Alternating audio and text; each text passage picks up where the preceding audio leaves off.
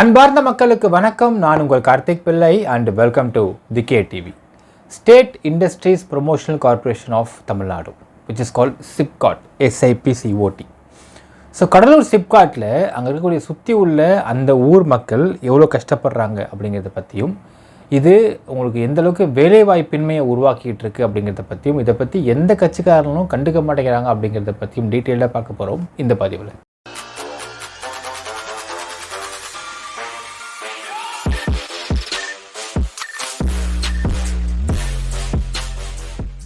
State industries promotional corporation of Tamil Nadu, SIPCOT. இந்த SIPCOT அப்படிங்கிற concept பார்த்திங்கன்னா மக்கள் தமிழ்நாட்டில் இருக்கக்கூடிய நிறைய இடங்களில் உருவாக்கிட்டு தான் இருக்கிறாங்க. இப்போ கடலூரில் உருவாக்கியிருக்காங்க அதே மாதிரி. ஸோ கடலூர் அப்படிங்கிறதுல எப்படி சிப்காட் அப்படிங்கிற இந்த ஒரு இண்டஸ்ட்ரியல் ஹப்பை உருவாக்கியிருக்காங்க அப்படிங்கிறத ஃபஸ்ட்டு தெரிஞ்சுக்கணும்.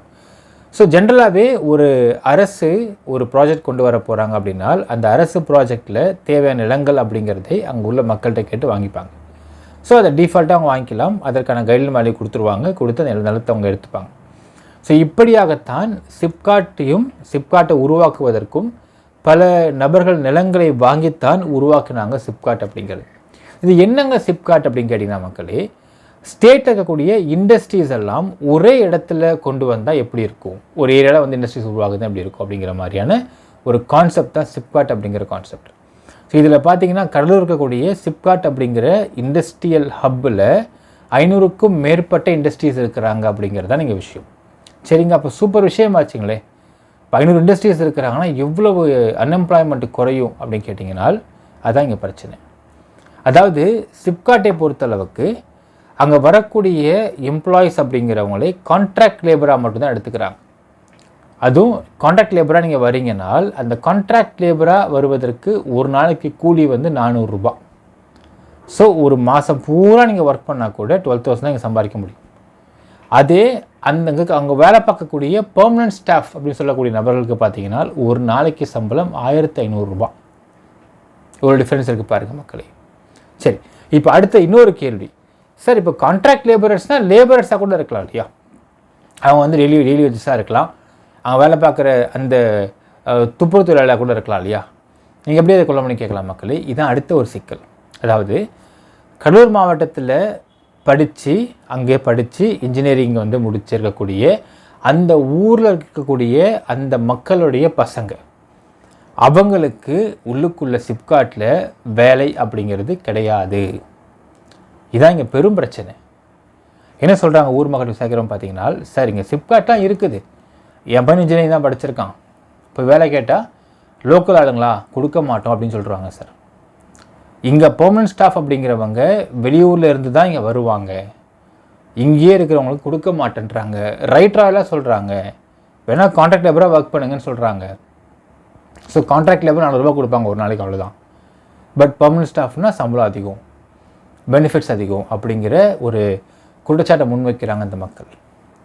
ஸோ ஒரு இடத்துல அந்த கிராமத்தில் இருக்கக்கூடிய அந்த ஊரில் இருக்கக்கூடிய மக்களுடைய நிலங்களை கையகப்படுத்தி தான் அரசாங்கம், அது இது வந்து ஒரு அரசு அமைக்கக்கூடிய சிப்காட்டில் உள்ள இருக்கிற இண்டஸ்ட்ரீஸ்லாம் வேணால் ப்ரைவேட்டாக இருக்கலாம், அவங்களாம் ப்ரைவேட் தான். ஒரு அரசு அமைக்கக்கூடிய ஒரு சிப்காட் அப்படிங்கிற ஹப்புக்குள்ளே அவங்க செட் பண்ணுறாங்க அவங்க இண்டஸ்ட்ரீஸை, அந்த இண்டஸ்ட்ரீஸ்க்குள்ளே லோக்கல் அவங்க எடுத்துக்க மாட்டேங்கிறாங்க அப்படிங்கிறது தான் நீங்கள் பெரும் பிரச்சனை மக்களே. சரி, இது எடுத்து யாரும் பேசுறதே இல்லையா அப்படின்னு கேட்டிங்கன்னா பேசுகிறாங்க. உதாரணத்துக்கு எடுத்துக்கலாமே, வேலுமுருகன் அப்படிங்கிற ஒரு அரசியல்வாதி, தமிழக வாழ்வுமுறை கட்சி தலைவர். அவர் என்ன பண்ணுறாரு, கொஞ்ச நாளைக்கு முன்னாடி போயிட்டு போட கை கொடுத்துக்கிட்டு இருக்காரு. எதுக்குங்க போடுவீங்க அப்படின்னு பார்த்தீங்கன்னா, சிப்காட்டில் இருக்கக்கூடிய ஒரு இண்டஸ்ட்ரி, அந்த இண்டஸ்ட்ரியில் வந்து மாட்டோடைய எலும்பெல்லாம் உடச்சி தூளாக்கி அதை பேக்கெட் பண்ணி எக்ஸ்போர்ட் பண்ணுறாங்க. ஸோ அப்படி பண்ணுறதுனால அந்த ஏரியாவுக்குள்ளே போகவே முடியாது மக்கள், அவ்வளோ ஸ்மெல் வரும் அப்படிங்கிற மாதிரி நிலைமை இருக்குது. ஸோ இதனால் வந்து காற்று மாசுபடுது, தண்ணி மாசுபடுது சொல்லிட்டு போடிருக்காரு வேலுமுருகன். ஸோ போராடுறாரு. அடுத்த நாள் பார்த்தீங்கன்னா அவருடைய ஆஃபீஸில் அந்த இண்டஸ்ட்ரி கம்பெனிக்காரங்களாம் அவர் இருக்கிறாங்க, அவருக்கு என்ன வேணுமோ அதை மாசாக கொடுத்துட்றாங்க, பொட்டியாக கொடுத்துட்டாங்க. அப்புறம் போராட்டத்துக்கு வரதே இல்லை அவர், அவரோட ஆஃப் எல்லாருமே. சரிங்க, இப்போ கட்சி தலைவர் தான் அப்படி இருக்கிறாங்க. வாட் அபவுட் நெக்ஸ்ட் லெவல்னு கேட்டிங்கன்னா மக்களே, இதே சிப்காட்டில் எலக்ட்ரிக்கல் வேஸ்ட்ஸு, இண்டஸ்ட்ரியல் வேஸ்ட்டு, இந்த மாதிரியான வேஸ்ட்லாம் இருக்கிறதுக்கு அதை எடுக்கிறதுக்குன்னு ஸ்கிராப்க்கு டெண்டர் விடுறாங்க. அந்த ஸ்கிராப் டெண்டரை இந்த மாதிரி கட்சிக்காரங்களாம் எடுத்துக்கிட்டு அவங்க ஏர்ன் பண்ணிருக்கிறாங்க. ஸோ அவங்களும் போராட்டத்துக்கு வருவது கிடையாது. நெக்ஸ்ட் லெவல், இதே சிப்காட்டில் கான்ட்ராக்ட் லேபரர்ஸ் அப்படிங்கிறவங்க தேவைப்படுறாங்க. ஸோ இந்த கான்ட்ராக்ட் லேபரர்ஸ் அப்படிங்கிறதை ஒரு கூட்டாக ஜாயிண்ட்டாக வச்சுக்கிட்டு அதில் அவங்கள அனுப்பி பணம் பார்த்துக்கிட்டு இருக்கிறதுக்கு சில கட்சிக்காரங்க வந்துடுறாங்க. ஸோ அவங்க அந்த பணம் வரதுனால அவங்க போராட்டத்துக்கு வர மாட்டேங்கிறாங்க. வாட் அபவுட் த கடைசி தொண்டன்? ஸோ கடலூரில் இருக்கக்கூடிய மக்கள் ஃபஸ்ட் ஜென்ரேஷன் படித்து கூட மாட்டாங்க. இது மாதிரி கான்ட்ராக்ட் லேபர்ஸாக வேலை பார்த்துருப்பாங்க. அந்த கான்ட்ராக்ட் லேபர்ஸாக இருந்து கஷ்டப்பட்டு அவங்க பிள்ளைங்களை படிக்க வச்சு அந்த பிள்ளைங்க வந்து டிப்ளமோ முடிச்சுட்டு அதுக்கப்புறம் ஐடிஐ படிச்சிருக்கோம், டிப்ளமோ படிச்சிருக்கோம், இல்லைனா சில பேர் இன்ஜினியரிங் படிச்சிருக்காங்க. ஸோ ஒரு இண்டஸ்ட்ரிக்குள்ளே பெர்மனன்ட் ஸ்டாஃபாக வரக்கூடிய எல்லா தகுதியும் ஒருத்தவங்களுக்கு இருக்குன்னா மட்டும்தான் அது கேட்குறாங்க மக்கள். ஒரு ஐடிஐ படித்தவங்க, டிப்ளமோ படித்தவங்க, இன்ஜினியரிங் படித்தவங்க, இவங்களை நீங்கள் எடுத்துக்கணுன்ற அவசியமும் கிடையாது மக்களே. இவங்க என்ன பண்ணலான்னா, நீங்கள் ஃபஸ்ட்டு ரெக்ரூட் பண்ணி எடுத்து பாருங்கள். திறமை இருந்தால் எடுத்துக்கோங்க. ஃபஸ்ட்டு டெம்பரரியாக வச்சுக்கோங்க. ஒரு 2 இயர்ஸ் அவன் டெம்பரரியாகவே இருக்கட்டும். அவங்க ஒரு நார்மல் அமௌண்ட்டாக சம்பளம் கொடுத்துட்ருங்க. 2 இயர்ஸ் நல்லா பெர்ஃபார்ம் பண்ணுறாங்க, நல்லா ஒர்க் பண்ணுறாங்கன்னா தென் பெர்மனெண்ட்டாக மாற்றுங்க அப்படின்னு தான் அந்த மக்கள் கேட்குறாங்க. அது மட்டும் இல்லாமல் இந்த சிப்காட் அப்படிங்கிற ஒரு இண்டஸ்ட்ரியல் ஹப்பை உருவாக்குவதற்காக அவங்க சொந்த நிலத்தை எல்லாம் கம்மி ரேட்டு கொடுத்துக்கிறாங்க கவர்மெண்ட்டுக்கு. ஸோ அப்போ அந்த ஊர் மக்களுக்குன்னு சொல்லிட்டு சரிப்பா இந்த சிப்காட்டில் வேலை பார்க்கக்கூடிய கம்ப்ளீட் இண்டஸ்ட்ரீஸ் இருக்கக்கூடிய ஸ்டாஃபில் 20% ஸ்டாஃபு அந்த ஊர் மக்களைத்தான் ரெக்ரூட் பண்ண வேண்டும் அப்படிங்கிற ஒரு ரூல் அப்படிங்கிறதை கொண்டு வருவது ரொம்ப ரொம்ப ஈஸியான விஷயம்தான். இப்போ அவங்க என்ன பயப்படுறாங்கன்னு சொல்கிறாங்கன்னா, லோக்கலால் கூப்பிட்டேன்னா ஏதாவது பிரச்சனை உடனே பொடி பிடிச்சிருவான், ஆளை கூப்பிட்டு வந்துடுவான், காசு வசூல் பண்ணுவான் அப்படிங்கிற பயம் இருக்கிறது. இதை அங்கே உள்ள சில பேர் பண்ணுறாங்க. ஏதாவது இஷ்யூனா நமக்கு தெரியுமே மக்களே, கல்லூரியை பொறுத்தளவுக்கெல்லாம் பணத்தை வச்சு பணம் பார்க்குற இந்த விசிக கும்பல் ரொம்பவே ஜாஸ்தி. இப்போ அதற்கு ஸ்ட்ரிக்டான நீங்கள் ஒரு ரூல்ஸை போட்டுட்டு ஏன் நீங்கள் இந்த மாதிரி 20% ரிசர்வேஷன் கொடுக்கக்கூடாது அப்படிங்கிறது தான் நாங்கள் மக்களுடைய கும்பலாக இருக்கிறது. இப்போ ஒருத்தவங்க ஏதாவது இஷ்யூ ஆகி போச்சுன்னா அந்த பணத்தை வச்சு பணம் பார்க்க ஒரு டீம் வருது. அந்த டீமை அந்த மாதிரி சிப்காட்குள்ளே நீங்கள் பூந்தனா பேச்சே இல்லை, ஒன்லி அரெஸ்ட் மட்டும்தான் அப்படின்னு ஒரு ரூல்ஸை போடுங்க. அது எஸ்பிக்கு இன்ஃபார்ம் பண்ணுறேங்க. விசிகால் வரானா உடனே தட்டி வச்சுருங்க, நீங்கள் அதை பண்ணிட்டுங்க, பட் எங்களுக்கு வாழ்வாதாரத்துக்கு வழி பண்ணி கொடுங்க அப்படிங்கிறாங்க கடலூர் மக்கள். ஸோ சிப்காட்டில் இருக்கக்கூடிய இண்டஸ்ட்ரீஸ் ஒரு 20% ரிசர்வேஷன் போட்டாங்க, இல்லை 10%, 15% பெர்மனன்ட் ஸ்டாஃபுக்கு, not for contract labourers. Permanent ஸ்டாஃபாக வரக்கூடிய இன்ஜினியரிங் லெவல் பீப்புள், இல்லை மெக்கானிக் லெவல் பீப்புள், ஐடிஐ முடித்தவங்க, டிப்ளமோ முடித்தவங்க, இன்ஜினியரிங் முடித்தவங்க நிறைய பேர் இருக்கிறாங்க அந்த ஊர் படித்த மக்கள். ஸோ அவங்களுக்கு நீங்கள் ஏன் வாய்ப்பு தரக்கூடாது? என்ன ஆகுதுன்னு பார்த்தீங்கன்னா மக்களே, இங்கே படித்தவங்க அவங்க வேலைவாய்ப்பை தேடி என்ன பண்ணுறாங்கன்னா சென்னைக்கு வராங்க, பெங்களூருக்கு போகிறாங்க, கோயம்புத்தூருக்கு போகிறாங்க, மும்பைக்கு போகிறாங்க. ஸோ பாப்புலேஷன் பார்த்திங்கன்னா மெட்ரோபாலிட்டன் சிட்டிஸ்குள்ளே அதாவது ஒரு ஸ்கேட்டர்டாக இல்லாமல் ஒரு இடத்துல அக்மிட் ஆக ஆரம்பிக்குது. Chennai becomes closely populated, Coimbatore as well, அதே மாதிரி பெங்களூர், மும்பை. இப்போ இந்த ஊர் மக்களுக்குன்னு வேலை வாய்ப்பை இங்கே உருவாக்கி கொடுக்குறாங்க அரசாங்கம். அப்படின்னால் இவங்க ஏங்க வந்து டெக்னிக்கல் எஜுகேஷன் படிச்சுட்டு வேறு ஊரில் போய் வேலை தேட போகிறாங்க? அது வேலை தேட வேண்டிய அவசியம் இருக்காதே. அப்போ என்ன ஆகும்னா population will become scarcely distributed. இப்போ கடலூரில் படித்தவன் அதே ஊருக்காரன் அங்கேயே படிப்பான், இன்ஜினியரிங் முடிச்சுட்டு அங்கேயே சிப்காட்டில் வேலை பார்த்துட்டு இருப்பான், பெர்மனன்ட் ஸ்டாஃபாக இருப்பான், பிரச்சனை இல்லை. ஸோ அவன் அங்கேயே தான் இருப்பான், அவன் சென்னைக்கோ மும்பைக்கோ வர வேண்டிய அவசியம் இல்லை. அப்போ அங்கெல்லாம் இப்போ சென்னை மும்பை மாதிரி இடங்களில் பாப்புலேஷன் சிக்கல் இல்லாமல் இருக்கும். அப்போ இந்த மாதிரி வேலைகளை ஏன் அரசாங்கம் செய்ய மாட்டேங்கிறாங்க?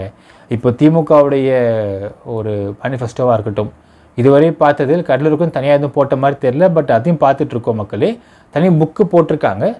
அது தனி புக்கில் கடலூருக்குன்னு ஏதாவது பண்ண போகிறாங்கன்னு காமிச்சிக்கலான்னு நமக்கு தெரியல. பட் இப்போ வரைக்கும் நார்மலாக அவங்களுடைய முக்கிய அம்சங்கள் அப்படின்னு போடப்பட்டதில் கடலூர் ஏரியாவுக்கு சிப்காட்டில் ரிசர்வேஷன் அப்படிங்கிற வார்த்தை இது வரல. ஆனால் கடலூருக்குன்னு தனியாக அதை போட்டிருக்காங்கன்ற சொல்கிறாங்க. அந்த புக்கு நம்ம வந்து கேட்டிருக்கோம், அது கண்டிப்பாக கிடச்சிடும் கையில். அது கிடச்சா அவங்க சொல்கிறாங்க உங்களுக்கு. திமுகவுடைய மேனிஃபெஸ்டோ இன்னும் இது வரைக்கும் இருந்த மாதிரி தெரியல. அதிமுக மேனிஃபெஸ்டோ இன்றைக்கி ரிலீஸ் பண்ணியிருக்காங்க. இதுவரையில் பப்ளிக் ஃபோரமில் அந்த மேனிஃபெஸ்டோ வெளியே வராமல் இருக்குது. ஸோ அந்த SIPCOT, not only Cuddalore, take any SIPCOTs, எந்த சிப்காட்டாக இருந்தாலும் அந்த ஊரில் இருக்கக்கூடிய ஜனத்தொகை மக்களுக்குன்னு ஒரு அமௌண்ட் ஆஃப் ரிசர்வேஷன் நீங்கள் வந்து பெர்மனன்ட் ஸ்டாஃபுக்கு கொடுத்தீங்கன்னால் பாப்புலேஷன் டிஸ்ட்ரிபியூட் ஆகாமல் இருக்கும். சென்னை மாதிரி மெட்ரோபாலிட்டன் சிட்டிஸ் வந்து டென்ஸ்லி பாப்புலேட் இல்லாமல் இருக்கும். ஸோ பாப்புலேஷன் சிக்கல் இல்லாமல் இருக்கும். இதன் மூலிமா நிறைய பெனிஃபிட்ஸ் நாட்டுக்கும் ஸ்டேட்டுக்கும் இருக்குமே அப்படிங்கிறத நீங்கள் நம்ம பார்க்க வேண்டிய விஷயம் மக்களே. ஸோ இந்த மாதிரியான முன்னெடுப்பை கொண்டு வருவதற்கு எந்த கட்சிக்காரனுக்கும் வந்து அவங்களுக்கு இன்ட்ரெஸ்ட் இல்லை.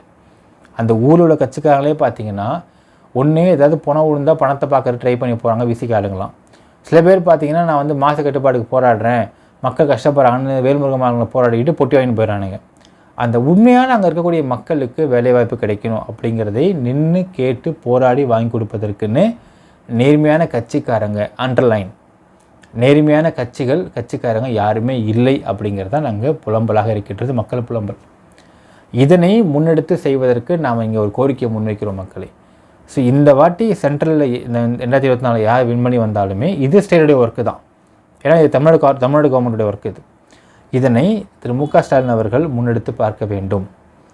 சென்னை மட்டும் கடலூர் மட்டும் கிடையாது, எல்லா சிப்காட்லேயுமே இந்த ரிசர்வேஷன் அங்கே உள்ள லோக்கல் பீப்புளுக்கு ஒரு 10% 5% பெர்மனன்ட் ஸ்டாஃப் ரிசர்வேஷன் அப்படிங்கிறது நீங்கள் கொடுக்க வேண்டும் அப்படிங்கிறத நீங்கள் வலியுறுத்த வேண்டும். அதுலேயும் நீங்கள் வந்து திறமை இருந்தால் எடுத்துக்குவாங்க, இல்லைன்னா அது வேண்டாம். ஃபஸ்ட்டு டெம்பரரியாக கொண்டு போய்க்குவாங்க.